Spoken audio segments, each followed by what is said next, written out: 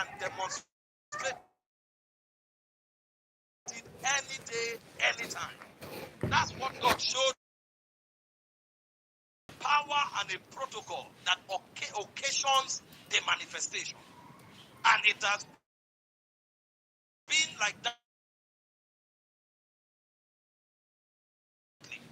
You see in Genesis chapter 6, when Eve overtook the earth,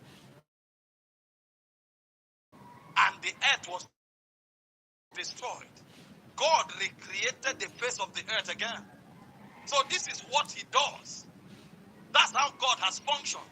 And he has continued to deal with. He introduced praise in that order. And those who walked with him recognized him in that fashion. You are the only one who is walking with God, and you want to function in the natural and leave him in the supernatural. In fact, we are in a generation today where there is a big debate as to whether the supernatural is still here. And I'm wondering, your God introduces himself as a supernatural God. He introduces you as a supernatural entity. And he expects that your walk with him should produce supernatural realities. It's a mirage in the realm of the spirit that a child of this supernatural God who claims he has a relationship with him is living naturally. That's not how God planned it. He introduces himself and expects you to see him as a supernatural God. And he calls you supernatural. And your relationship with him is expected to produce the supernatural. So how come we are living naturally? We have even become masters in the natural realm. And we are even advocating for the natural to be the only reality. So much so that when the supernatural is on display, the first people who doubt it are Christians. The same Christians that doubt the supernatural in the realm of light don't doubt it in darkness. When they see magic, they accept it. When they see voodoo, they accept it. When they see the devil at work, they accept it. But the moment it is done in the name of the Lord, they say it's fake. Meanwhile, they claim that their God is supernatural. And their God expects them to be supernatural. And their relationship with that God is expected to bet the supernatural. Let me read a few scriptures. Write them down. I think tonight I need to be a bit calm so that you can take down these points and absorb them. Sometimes when we preach, you just interact with the energy and you really don't internalize. Write these scriptures. Exodus 15 verse 11. See the way in worship Moses recognized him. He said, who is like unto thee, O Lord, amongst the gods? Who is like thee? You are glorious in holiness. You are fearful in praise. And he said, you are doing wonders. They know this God is a God of wonder. If the one you met does not do wonders, then you didn't meet the living God.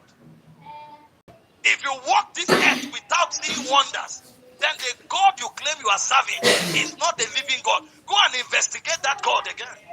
Because those who engage this one, they recognize him as a God of wonders. Glorious in holiness, fearful in praises, doing wonders. When last did you see your own God do wonders in your life? Something is wrong. This is what we want to examine this evening. In Exodus 34 verse 10, he said, behold, I make a covenant before all thy people. I will make marvels such as have not been done in all the earth, nor in any nation. He himself is declaring, the covenant I will enter with you is one that will showcase marvelous things. So my relationship with you is designed for wonders. I'm not entering a dry, dead, religious, ritualistic relationship with you. The relationship I want to bet with you is one characterized with wonders. No wonder Psalmist said in Psalm 77 verse 14, he said, thou art the God that doeth wonders. He said, thou hast declared thy strength amongst the people. You are the God. I don't know about others, but you You do wonders. And it is in wonders that you declare your strength. So our God is a God of wonders. And the relationship he has with us is expected to birth wonders. And he created us to be a people of wonders. See the way Isaiah put it. In Isaiah 8:18, he said, I don't know about you. I don't know about others. I and the children whom the Lord has given me. He said, we are for signs. We are for wonders. Listen, every other person's child can contact a plague, not yours. Every other person's child can be suddenly cut off, not mine. I and the children the Lord has given me. And when we say children here, we are not just talking biological. Anything that comes forth from me is designed for wonders. This ministry is a wonder. Nothing can kill it, sir. My business is a wonder. You may hate it, you may envy me, you can't stop it. My career is a wonder. I keep rising and going forward. Because anything that emanates from me is a wonder.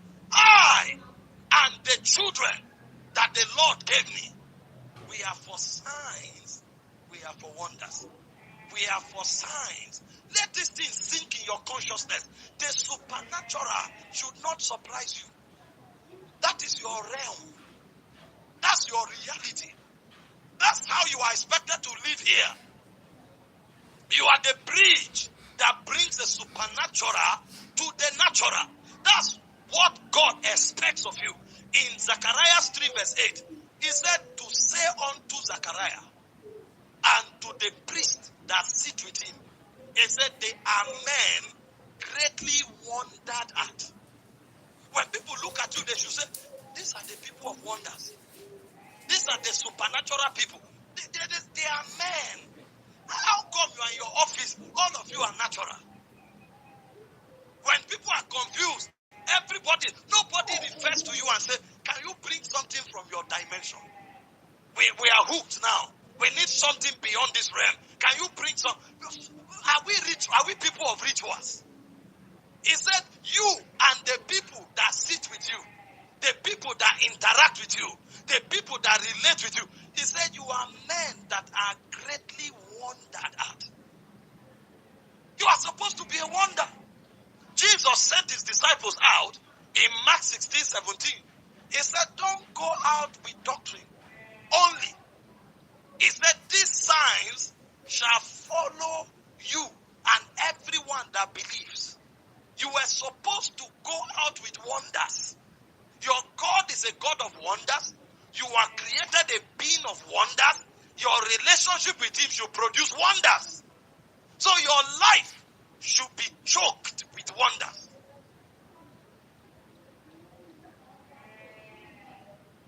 But we have become used to the natural. We have become comfortable with the natural. We have to even be taught now to believe in the supernatural. What should have been our natural reality? Because this environment has re-educated us. We have been colonized. We have been arrested by time. We have been colonized, re-educated to think that we are just like every other creature. But that's not true. He said you are a new creature. You are a being of another reality, from another dispensation, hosting dimensions from that dispensation in this current one. And for those who even try to believe in the supernatural, they believe only few selected people host it. So those who are at least they have tried, they don't doubt it, they don't argue with it, they believe it. But guess what? Not them. A few people that they point and say, no, this one has something, this one. So they pick people that they think are supernatural people. But that's not how God thinks. He said, these signs follows.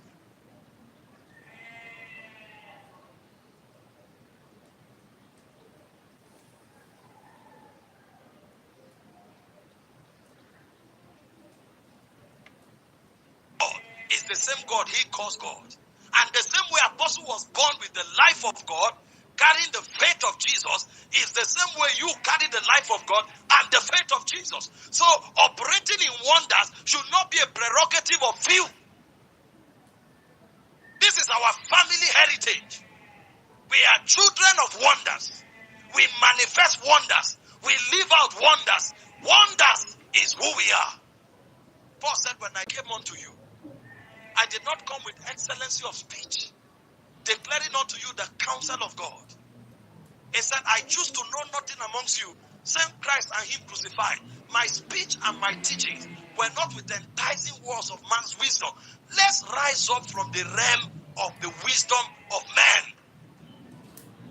He said, I live in the realm of the demonstration of the spirit and power. The realm of the demonstration. That's where God wants you to.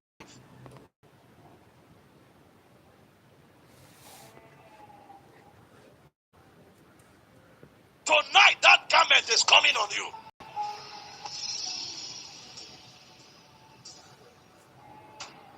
Don't let your environment mentor you and make you feel you are natural. You are not. You are a new creation. God lives in you. You are not natural. The supernatural, the fullness of the supernatural is dwelling on your inside. And tonight, I will show you how to draw it out. Because with joy, you will draw waters out of the wells of salvation. Where is the wells of salvation? Out of their bellies shall flow rivers of living waters. Sit down for a moment. Let's read the Bible. Matthew 14, from verse 23. I want to draw 6 structures that the supernatural